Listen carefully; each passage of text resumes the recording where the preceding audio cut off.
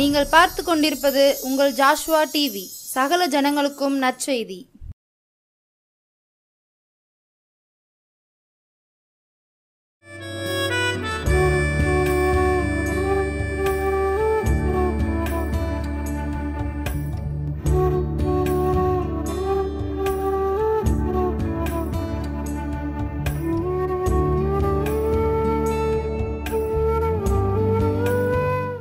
கிறிஸ்துவுக்குள் பிரியமான நம்முடைய ஜேசோட்டினர் அனைவருக்கும் இயேசு கிறிஸ்துவின் நாமத்தினால் வாழ்த்துக்களையும் வணக்கத்தையும் நாங்கள் தெரிவித்துக் கொள்கிறோம். இந்த நல்ல ஒரு பரிசுத்தமான ஓய்வினால் இந்த மாலை நேரத்திலும் நம்முடைய ஜேசோட்டியின் மூலமாக உங்களை பார்ப்பதில் மிகுந்த சந்தோஷம். கடந்த 2 வாரங்கள் செய்தியை கேட்க கர்த்தர் கிருபை செய்தார். இந்த 3வது வாரத்திலும் ஆண்டவர் நமக்கு நல்ல சுகத்தையும் பலனையும் ஜீவனையும் கொடுத்து இந்த நாட்களுக்கான செய்தியை கர்த்தர் நமக்கு தருவார். அவர் நம்மளோடு கூட பேசுகின்ற தெய்வமாக இருக்கிறார். ஒரு நிமிடம் கண்களை மூடி நாம் ஜெபிப்போம். நல்ல தகப்பனே உமக்கு நன்றி. பரிசுத்த ஆவியானவரே உமக்கு நன்றி. இந்த பரிசுத்தமான அந்த ஓய்வு நாள் மாலை நேரத்திலும் ஆண்டவரே உம்முடைய வார்த்தையை கேட்பதற்காக நாங்கள் வந்து நிற்கிறோம். பரிசுத்த ஆவியானவர் நீர் எங்களோடு கூட பேசுவீராக. பேசுகிற வார்த்தை எங்களுக்கு பிரயோஜனம் உள்ளதாக இருக்கட்டும். எல்லா துதிக்கான மகிமையெல்லாம் உமக்கே செலுத்துகிறோம். மீட்பர் இயேசு மூலம் ஜெபிக்கிறோம் நல்ல பிதாவே, ஆமேன். என் தேவனாய கர்த்தர் கொடுத்த நல்ல ஒரு வாய்ப்புக்காக தேவனுக்கு நான் நன்றி தெரிவித்துக் கொள்கிறேன். 2வது, அன்போடு பண்போடு பாசமோடு நலம் விசாரிக்கிற நம்முடைய ஜேசுவா டிவி நிறுவனத்திற்காக நான் நன்றி சொல்வதில் மிகுந்த சந்தோஷப்படுகிறேன். அன்போடு விசாரிக்கிறவர்கள், ரொம்ப நம்மோடு கூட பாசமாய் பேசுகிற நல்ல ஒரு மனிதர். அதனால் ஜேசுவா டிவியோடு கூட சேர்ந்து இணைந்து ஊழியம் செய்வதில் மிகுந்த சந்தோஷப்படுகிறேன். நீங்களும் தொடர்ந்து உங்களுடைய தனிப்பட்ட ஜெபத்திலும் உங்களுடைய குழு ஜெபத்திலும் நம்முடைய ஜேசுவா டிவிக்காக ஜெபித்துக் கொள்ளுங்கள். என்னுடைய தேவைகள் என்பது அதிகம் உண்டு. ஏனென்று சொன்னால் ஆரம்ப நாட்களில் லேசாக ஆரம்பிக்கப்பட்ட ஊழியம் இன்றைக்கு பல நாடுகள், பல கிராமங்கள், பல 1000 வீடுகளுக்கு நம்முடைய ஜேசுவா டிவியானது டெலிகாஸ்ட் ஆகிப்பட்டு கொண்டு இருக்கிறது. அதை பார்த்து கொண்டிருக்கிறார்கள். அது அநேக ஜனங்களுக்கு பிரயோஜனப்படுகிறது. அதனால் நீங்கள் நல்லா ஜெபம் பண்ணுங்க. மனிதர்கள் போக முடியாத இடங்களுக்குள்ளாய் தேவனுடைய வார்த்தை இந்த ஜேசுவா டிவியின் மூலமாக அநேக வீடுகளுக்குள்ளாய் போகிறது. தொடர்ந்து நீங்கள் ஜெபம் பண்ணுங்க. கர்த்தர் இந்த ஊழியத்தின் பாதையில் இன்னும் அநேக வீடுகளுக்கு செல்லத்தக்கதாய், அநேக கிராமங்களுக்கு போகத்தக்கதாய், அநேக பட்டணங்களுக்கு இந்த செய்தி போகத்தக்கதாய் கர்த்தர் ஜேசுவா டிவியை ஆசீர்வதிக்கும்படி நீங்கள் உங்களுடைய தனிப்பட்ட ஜெபத்தில் நீங்கள் ஜெபம் பண்ணிக்கொள்ளுங்கள். கர்த்தர் இவர்களை இன்னும் ஆசீர்வதிப்பாராக. 3வது, வழக்கமாக இதை பார்க்கிற இதை கேட்கிற உங்களையும் கர்த்தர் ஆசீர்வதிப்பார். நம்முடைய ஜேசுவா டிவியில் ஒவ்வொரு வாரமும் ஞாயிற்றுக்கிழமை மாலை 7 மணிக்கு நல்லூர் கிதியோனின் அப்போஸ்தலர் ஊழியங்கள் மூலமாய் வழங்கப்படுகின்ற இந்த உருவாக்கும் நேரம், இந்த உருவாக்கும் நிகழ்ச்சிக்கு உங்களை நாங்கள் வரவேற்கிறோம்.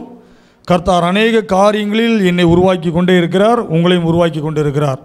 அதற்கு எடுத்துக்காட்டு சொல்ல வேண்டும் என்று சொன்னால் நிறைய சாட்சிகளை நான் சொல்லலாம். போன வாரம் 2 வாரம் செய்தி போட்டிருக்கோம். அதில் ஒரு அண்ணன் கூட ஃபோன் பண்ணி பேசுகிறாங்க. என்னால் முடியுமா, நான் இந்த காரியத்திலேருந்து என்னால் முடியாதுன்னு சொல்லி நான் நினச்சிக்கிட்டு இருந்தேன்.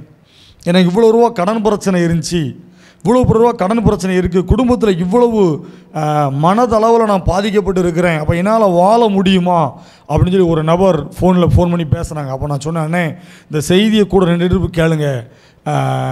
கடன் இல்லாத மனிதர்கள் இல்லை, ஆனாலும் கர்த்தர் உங்களுக்கு நீங்கள் வாங்கின கடனை அடைக்க என்ன செய்வார், உதவி செய்வார். உங்களால் முடியும்னே அப்படின்னு சொல்லி அவங்களுக்கு ஜோமுன்னு ஆண்டவர் கர்த்தர் கிருபை செய்தார். இன்னும் ஒரு 1-2 3 பேர் ஃபோன் பண்ணி பேசுகிறாங்க. இது எதுக்கு அப்படின்னா, நாம் சொல்லப்படுகிற வார்த்தை, இந்த பிரசங்கம் அநேக பேருக்கு பிரயோஜனப்படுகிறத நான் உணர்கிறேன், கேள்விப்படுகிறேன், சந்தோஷப்படுகிறேன். தொடர்ந்து நீங்கள் எங்களுக்காக ஜெபம் பண்ணிக்கொள்ளுங்கள். எங்களுடைய கிதியோனின் அப்போஸ்தலர் ஊழியங்களுக்காக நீங்கள் ஜெபம் பண்ணிக்கொள்ளுங்கள். கர்த்தர் அநேக இடங்களுக்கு எங்களை அழைத்து கொண்டு போகணும். நிறைய ஆலயங்களுக்கு, நிறைய சபைகளுக்கு, நிறைய ஜெப கூடாரங்களுக்கு, அநேக மக்களுக்கு பிரயோஜனம் உள்ள ஒரு ஊழியமாய் கர்த்தர் எங்களுடைய ஊழியத்தை மாற்றிக்கொண்டு இருக்கிறார். ஊழியத்தின் பாதையில் கர்த்தர் அழைத்து கொண்டு செல்கிறார். இன்னும் எங்களை எடுத்து பயன்படுத்த நீங்கள் ஜெபித்து கொள்ளுங்கள். சரி, இந்த நாட்களிலும் செய்தியோட தலைப்பு என்னால் முடியுமா என்னால் முடியுமா? இன்றைக்கி நம்ம யோசிக்கும் அப்படி தானே, ஒரு சில காரியங்கள் இன்றைக்கி யோசிக்கிறோம். நம்மளால் முடியாது, நம்ம கூட பேச யார் இருக்கா, நமக்கு உதவி செய்ய யார் இல்லை, நம்ம ஒத்தையில் தானே இருக்கிறோம், நமக்கு வழி தெரியலையே அப்படின்னு சொல்லி நிறைய கவலைகளோடு கண்ணீரோடு யாரிடமும் சொல்ல முடியாத மனவேதனையோடு கூட உட்கார்ந்திருக்கலாம். ஆனால் ஆண்டவர் உங்களை பார்த்து என்னை பார்த்து சொல்லுகிறார், உன்னால் முடியும் என்று சொல்லுகிறார். உன்னால் முடியும் என்று சொல்லுகிறார். உங்களால் முடியும் என்று சொல்லுகிறார். ஏனென்று சொன்னால் இந்த உலகத்தை ஜெயித்தவர் நம்மளோடு கூட இருக்கிறார். இந்த உலகத்தை ஜெயித்தவர் நம்மளோடு கூட இருக்கிறார். இந்த மரணத்தை ஜெயித்தவர் நம்மளோடு கூட இருக்கிறார். அதனால தான் சொல்கிறாரு, நான் உன்னோடு கூட இருக்கிறேன், நான் உன்னை விட்டு விலகுவதும் இல்லை, உன்னை கைவிடுவதும் இல்லை என்று சொன்ன தேவன் நம்மளோடு கூட இருக்கிறார். அதனால் சொல்கிறார், உன்னால் முடியும். இந்த உலகத்தை ஜெயிக்க முடியும். இந்த உலகத்தில் வரக்கூடிய நெருக்கமான பாதைகளை நீ தாண்டி செல்வதற்கு முன்னால் முடியும். என் வாழ்க்கை முடிந்தது, என் குடும்பம் முடிந்தது, என் தொழில் முடிந்தது, என்னுடைய வேலை வாய்ப்புகள் முடிந்தது, என்னிடத்தில் ஒன்றும் இல்லை என்று சொல்லி என்னால் முடியலையே, என்னால் முடியலை, என் பலகீனங்கள் இவ்வளவா இருக்கிறது, என்னுடைய தேவைகள் இவ்வளவா இருக்கிறது, நான் என்ன செய்ய போகிறேன் என்று சொல்லி கவலையோட கண்ணீரோடு உட்கார்ந்திருக்கிற உங்களை பார்த்து கர்த்தர் சொல்லுகிறார், உன்னால் முடியும் என்று சொல்லி கர்த்தர் சொல்லுகிறார். உன்னால் முடியும் என்று சொல்லி கர்த்தர் சொல்லுகிறார். அவர் உன்னை ஆசீர்வதிப்பார், உன்னை பலப்படுத்துவார், உனக்கு தைரியத்தையும் சந்தோஷத்தையும் சமாதானத்தையும் கொடுப்பார். ஏனென்று சொன்னால் நீங்கள் போக வேண்டிய தூரம் இன்னும் அநேக தூரமாக இருக்கிறது. உட்கார்ந்துடாதீங்க. உட்காருவதற்காய் கர்த்தர் உங்களை அழைத்து கொண்டு வரவில்லை. அது ஊழியமாக இருந்தாலும் சரி, வேலை வாய்ப்புகளாக இருந்தாலும் சரி, உடல் ஆரோக்கியமாக இருந்தாலும் சரி, குடும்பத்தின் தேவைகளாக இருந்தாலும் சரி, கர்த்தர் இந்த மாலை நேரத்தில் உங்களோடு கூட பேசுகிற ஒரு வார்த்தை, நீ போக வேண்டிய தூரம் இன்னும் அநேக தூரம் இருக்கிறது. நீங்கள் போய் சந்திக்க வேண்டிய மனிதர்கள், அநேக மனிதர்கள் இருக்கிறார்கள். உங்களை கொண்டு என் தேவனாய கர்த்தர் செய்ய வேண்டிய காரியம் இன்னும் அநேகமாக இருக்கிறது. அதனால் உங்களை பார்த்து சொல்கிறாரு, உன்னால் முடியும், உன்னால் முடியும், உன்னால் முடியும் என்று சொல்லி என் தேவனாய் கர்த்தர் தீர்க்க தரிசனமாய் உங்களோடு கூட பேசுகிறார். உங்களோடு கூட பேசுகிறார். இதை செய்தியை பார்க்கிற உங்களோடு கர்த்தர் பேசுகிற ஒரு வார்த்தை, உன்னால் முடியும்.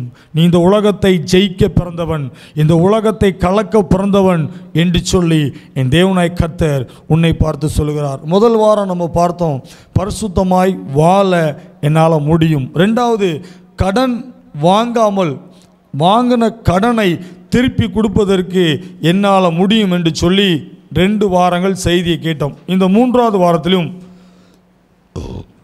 ஒரு வார்த்தை, சங்கீதம் 65ஆம் சங்கீதம் 2ஆம் வசனம், ஜெபத்தை கேட்கிறவரே மாம்சமான யாவரும் உம்மிடத்தில் வருவார்கள். நம்முடைய தேவன் ஜெபத்தை கேட்கின்றவர்.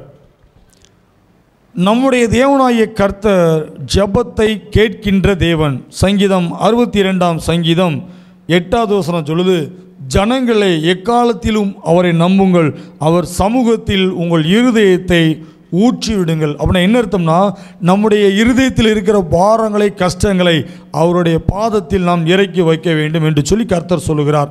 சங்கீதம் 66ஆம் சங்கீதம் 19வது வசனம் 20வது வசனம் இந்த விதமாக சொல்லுகிறது, மெய்யாய் தேவன் எனக்கு செவி கொடுத்தார், என் ஜெபத்தின் சத்தத்தை கேட்டார், என் ஜெபத்தை தள்ளாமலும் தமது கிருபையை என்னை விட்டு விலக்காமல் இந்த தேவனுக்கு ஸ்தோத்திரம் உண்டதாக. இன்னும் ஒரு சில வசனங்களை நாம் பார்ப்போம். யோவான் எழுதின சுவிசேஷம் 16ஆம் அதிகாரம் 24ஆம் வசனம். யோவான் 16:24, இதுவரைக்கும் நீங்கள் என் நாமத்தினாலே ஒன்றும் கேட்கவில்லை, கேளுங்கள், அப்பொழுது உங்கள் சந்தோஷம் நிறைவாக இருக்கும்படி பெற்றுக்கொள்வீர்கள் என்று கர்த்தர் சொல்லுகிறார். இந்த வசனத்தை நான் மறுபடியும் வாசிக்கிறேன். யோவான் 16ஆம் அதிகாரம் 24ஆம் வசனம். வசனம் சொல்லுகிறது, வசனத்தின் மூலமாய் கர்த்தர் உங்களோடு கூட பேசுகிறார்.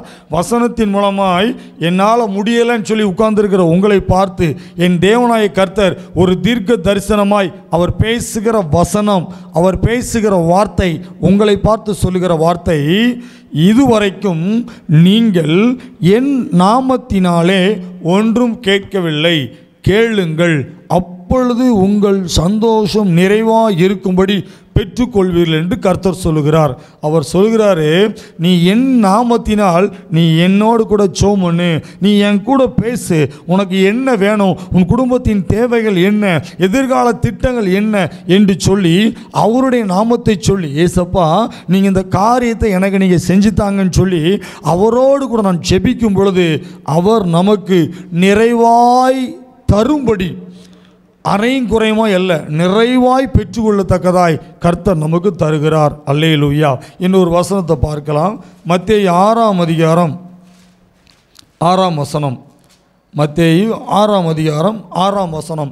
நீயோ ஜெபம் பண்ணும்போது உன் அறை வீட்டுக்குள் பிரவேசித்து உன் கதவை பூட்டி அந்தரங்கத்தில் இருக்கிற உன் பிதாவை நோக்கி ஜெபம் பண்ணு. அப்பொழுது அந்தரங்கத்தில் பார்க்கிற உன் பிதா வெளியரங்கமாய் உனக்கு பலன் அளிப்பார். இந்த தொடர்ந்து வாசிக்கப்பட்ட வசனத்தில் வரக்கூடிய ஒரு வார்த்தை என்னவென்று சொன்னால் ஜெபம். ஜெபம். இன்னைக்கு நிறைய பேருக்கு ஜெபம் அப்படின்னு ஒரு வார்த்தையை கேட்டாலே பெரிய அலர்ஜியாக இருக்குது. அவங்க 15 மணி நேரம் வேலை பார்க்க தெரியும், 20 மணி நேரம் வேலை பார்க்க தெரியும், ஓட்டிலாம் வேலை பார்க்க தெரியும், எவ்வளவோ காரியங்களை அசால்ட்டாக செய்வாங்க. ஆனால் அவர்களால் ஜெபிக்க தெரியாது. அதான் இயேசுவானவர் இந்த உலகத்தில் வாழ்ந்த நாட்களில் அவர் சொல்கிறார், சீஷர்களை பார்த்து சொல்கிறார், 1 மணி நேரமாவது விழித்திருந்து ஜெபிக்கக்கூடாதா? 1 மணி நேரமாவது விழித்திருந்து ஜெபிக்கக்கூடாதா என்று சொல்லி சீஷர்களை பார்த்து இயேசுவானவர் சொல்லுகிறார். ஏன் என்று சொன்னால், இன்றைக்கு நம்மால் முடியாத காரியங்களை, நம்மளால் யோசித்து பார்க்க முடியாத காரியங்களை கூட இந்த ஜெபம் என்கிற ஒரு வார்த்தை சாதித்து காண்பிக்கும். இந்த ஜெபம் என்கிற ஒரு காரியம் வாழ்க்கையின் ஒன்று சொல்லுவாங்களா, என் தலையெழுத்து இவ்வளவுதான், எனக்கு கிடைச்சது இப்படி தான், என் தலையெழுத்தை யார் மாற்ற முடியும், என் தலைவிதி இதுதான். இல்லைங்க, உங்கள் தலைவிதியை மாற்ற வல்லமை உள்ளது ஜெபம். உங்கள் ஜெபம். எத்தனை பேருக்கு ஜெபம் பண்ண தெரியும்?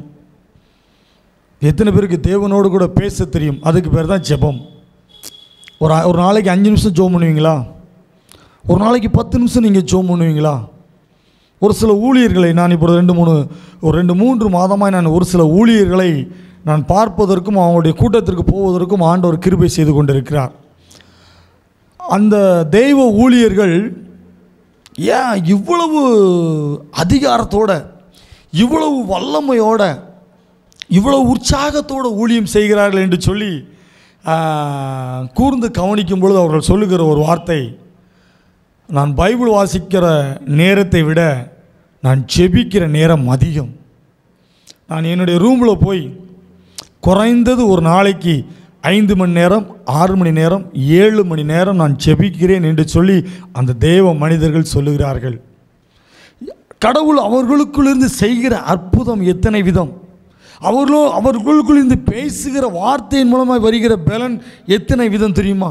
அதனால தான் நான் சொல்கிறேன், நீங்கள் ஜெபிக்கிறவர்களாய் மாறணும். ஜெபம் இல்லாத வாழ்க்கையில் ஒன்றுமே இல்லை.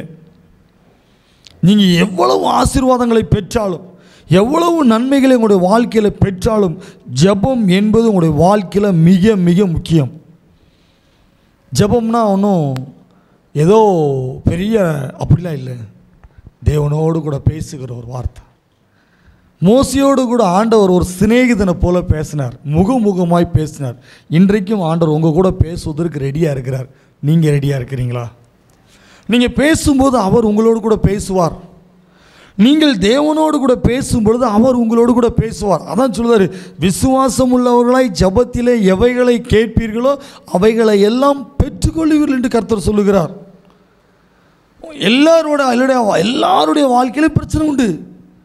அந்த பிரச்சனைக்கு ஒரு முடிவு எங்கேயோ நடந்து போகணும்னு சொல்லலை, எங்கேயோ கடல் தாண்டி வரணும்னு சொல்லலை, அப்படிலாம் சொல்லலை. உன் கதவு உள்கதவு நீ பூட்டி உள்ளே நின்று என் தேவனாகிய கர்த்தரை நோக்கி பார்க்கும் பொழுது, ஜெபிக்கும் பொழுது ஆண்டவர் வெளியரங்கமாய் அற்புதம் செய்வார். இன்றைக்கி தள்ளப்பட்ட நிலைமையில் உட்கார்ந்துருக்கிறீங்களா? அழுத கொண்டு இருக்கிறீங்களா? எனக்காக யாரும் இல்லை என்று சொல்லி உட்கார்ந்துருக்கிறீங்களா? இல்லை, உங்களுக்காக ஒருவர் இருக்கிறார். உங்களை நலம் விசாரிக்கிறவர் ஒருவர் இருக்கிறார். நீங்கள் நன்றாக இருக்க வேண்டும் என்று சொல்லி என் தேவனாய் கர்த்தர் உங்கள் மேல் கண்களை வைத்து கொண்டு அவர் பார்த்து கொண்டு இருக்கிறார். அவர் சொல்கிறாரு, நீ ஜெபம் பண்ணுவியா?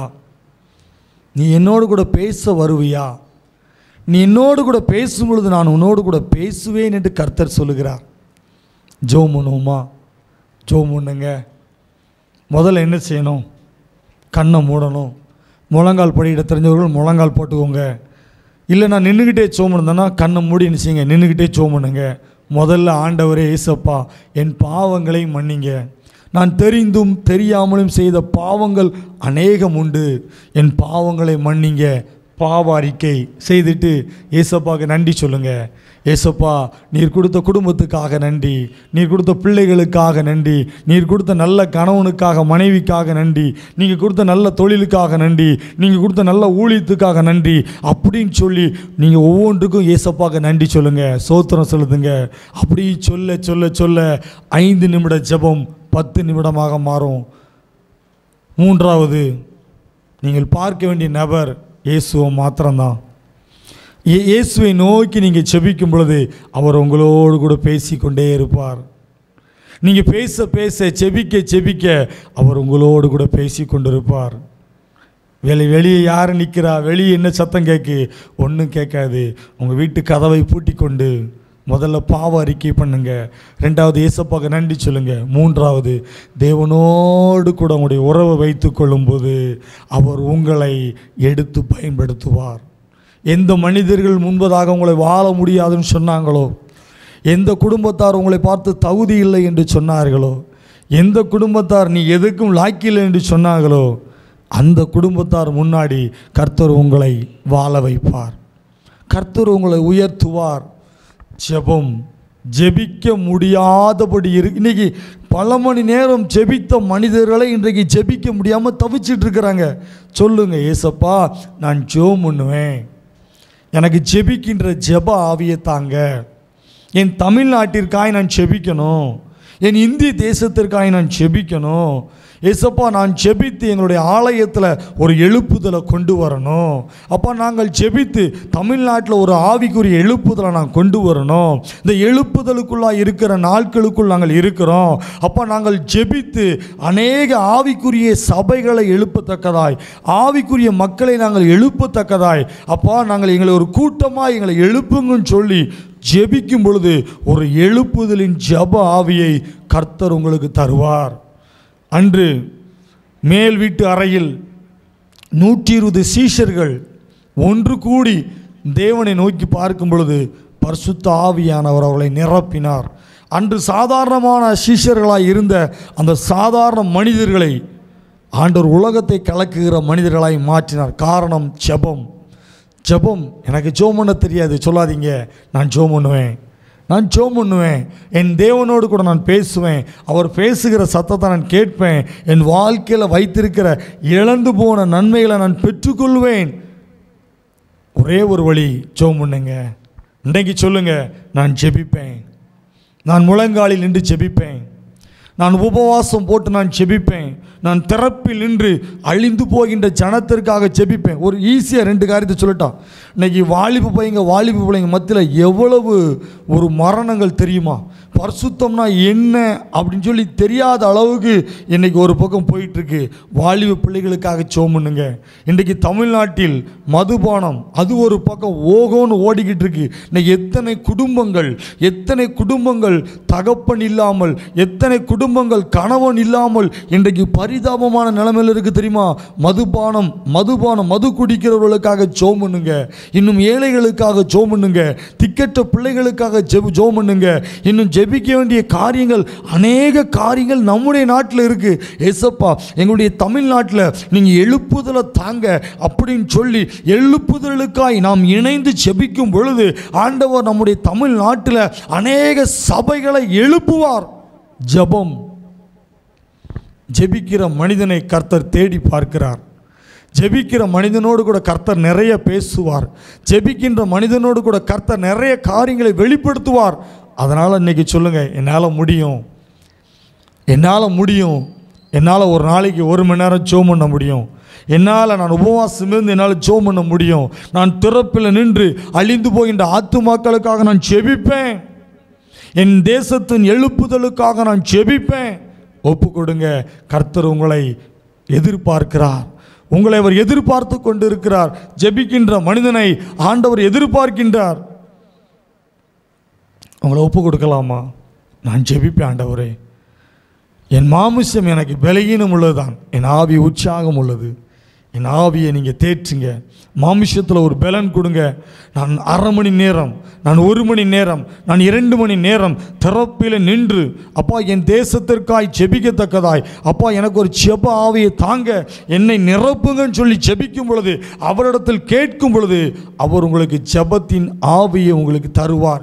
உங்களை நிரப்புவார். உச்சந்தலையிலிருந்து உள்ளங்கால் வரைக்கும் ஜெப ஆவியினால் உங்களை நிரப்புவார். நீங்கள் சொல்லுவீங்க, நானா இவ்வளோ நேரம் ஜெபம் பண்ணியிருக்கிறேன், நான் அரை மணி நேரம் ஜெபம் பண்ணது இல்லையே, நான் 1/4 மணி நேரம் கூட நான் ஜெபம் பண்ணது இல்லையே, ஆனால் 1 மணி நேரம் ஆண்டவர் என்னை ஜெபம் பண்ண வைத்திருக்கிறார் என்று சொல்லி நீங்களே சொல்வீர்கள். முதல்ல என்ன செய்யணும்? பாவ அறிக்கை. ஏசப்பா, நான் தெரிந்தும் தெரியாமலும் செய்த பாவங்களை மன்னிங்க. 2வது, ஏசப்பாவுக்கு நன்றி சொல்லணும். ஏசப்பா, நீர் செய்த நன்மைகளுக்காக உமக்கு நன்றி என்று சொல்லி நன்றி என்று சொல்லணும். 3வது, உங்களுடைய கவனம் ஏசப்பாட்ட பேசுகிறது மாத்திரம்தான் இருக்கணும். நீங்கள் பேசும்போது அவர் உங்களோடு கூட பேசுவார். 4வது, அவர் உங்களை முற்றிலுமாய் நிரப்புவார். அவர் உங்களுக்குள் இருப்பதை நீங்கள் பார்க்கலாம். அவர் உங்களுடைய இருதயத்திற்குள் இருக்கிறதை நீங்கள் பார்க்கலாம். உங்கள் மூலமாய் அவர் உங்களை ஜெபிக்க வைக்கிறதை நீங்கள் பார்க்கலாம். ஜெபம் உங்களை உயர்த்தும். ஜெபம் உங்களை ஆசீர்வதிக்கும். ஜெபம் உங்களுக்கு இருக்கிற முன்பதாக இருக்கிற சவால்களை மாற்றும். ஜெபம் உங்களுடைய பேரை பெருமைப்படுத்தும். ஜெபம் உங்களை இன்னும் அடுத்த கட்ட வாழ்க்கைக்கு அழைத்து செல்லும். உங்கள் ஜெபம் கர்த்தருக்கு தேவை. 1 நிமிடம் கண்கள் மூடி நாம் ஜெபிப்போமா? ஸ்தோத்திரம் ஆண்டவரே, என்னால் ஜெபிக்க முடியலை என்று சொல்லி ஏக்கத்தோடு கவலையோடு இருக்கிற மனிதர்கள் உண்டு ஆண்டவரே. என்னால் ஜெபிக்க முடியலைன்னு சொல்லி யாரெல்லாம் இந்த நேரத்தில் ஜெபத்திற்காக தன்னை ஒப்பு கொடுக்கிறார்களோ, ஒப்பு கொடுக்கிற ஒவ்வொரு இருதயத்தையும் என் தேவனாய் கர்த்தர் ஜெபத்தின் ஆவியினால் நீ நிரப்புவீராக.